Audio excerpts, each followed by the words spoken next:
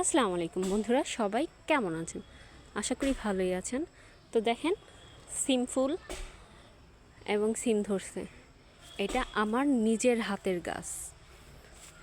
তো অবশ্যই সবাই বলবেন কেমন হয়েছে সিম গাছটা। দেখেন, সিমও ধরেছে।